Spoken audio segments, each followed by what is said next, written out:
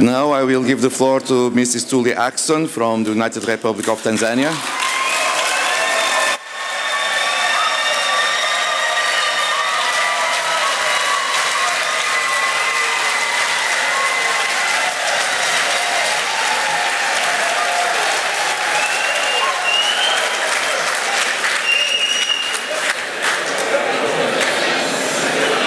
Ms. Tulia, please.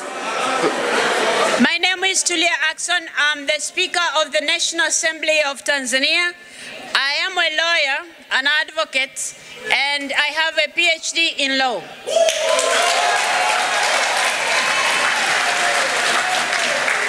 I served as the Deputy Attorney General of the United Republic of Tanzania at the age of 38, and I also became Deputy Speaker of the National Assembly of Tanzania at the same age, and until last week, I was the President of the Africa Geopolitical Group in the IPU.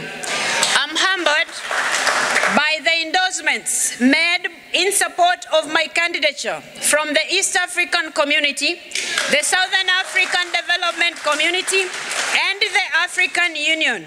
Colleagues and friends, I'm acutely aware of the weight of responsibilities of the office and multiple challenges that the world is facing today, ranging from the effects of climate change, interstate conflicts, poverty, and the threats of peace and security that have wide-ranging ramifications for developed and developing countries alike. I am confident, however, that if I'll be elected as president, I will have you, colleagues, to work together in shouldering these responsibilities. From the time I became one of the leaders of IPU, I have had the opportunity to collaborate with you to realize IPU's shared values of peace, justice, tolerance, respect, and solidarity. My participation in IPU meetings and other activities has given me a deep and clear understanding of its vision, mission, and the role it plays in the world. As the immediate past president of the Africa Geopolitical Group in the IPU, I'm proud of our contribution towards achieving the objectives of the IPU, especially in addressing the challenges facing the world with a view of ensuring sustainable development. The knowledge and experience I have gained over the years has elevated my leadership skills to the next level. This has given me the urge to vie for the top leadership of our institution. It is with deep sense of humility that I stand before you to request for your total trust and support for my candidature for the position of President of IPU.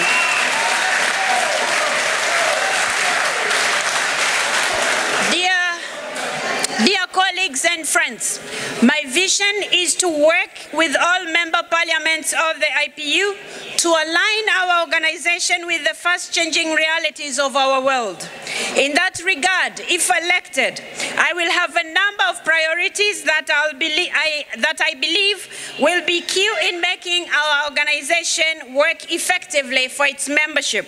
Transparency and accountability will therefore be at the forefront of my leadership.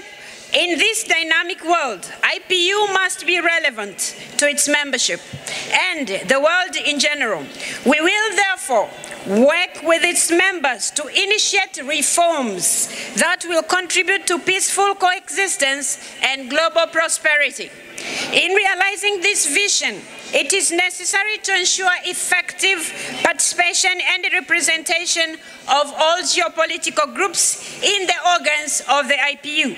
It will therefore be critical that we undertake regular consultations within and between geopolitical groups.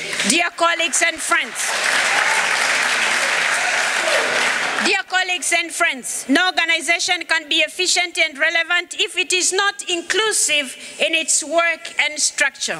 If I become IPU president, I will champion equitable representation in national parliaments with a particular focus on women, youth, and other marginalized groups. Agendas such as artificial intelligence and its impact on democracy, human rights, and good governance will be given appropriate attention in our discussions. Overall, my leadership will work tirelessly to contribute towards a more inclusive, sustainable, and peaceful world.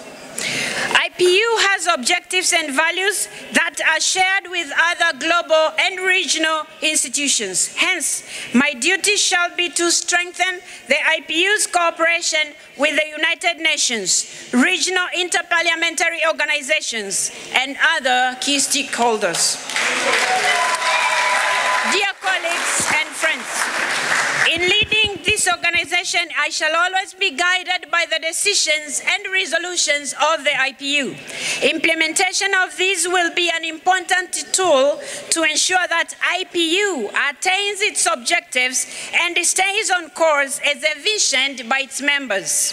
This thus ensuring effective implementation of our strategic plan of 2022 to 2026, which seeks to make sure that the IPU is more inclusive and our national parliaments as well. Ladies and gentlemen, as I conclude, it is also important to make sure that our finances are in good hands and we take care of our finances in the sense that the IPU has to always be at the forefront into looking into the finances of the contributors and making sure our money is always safe. Ladies and gentlemen,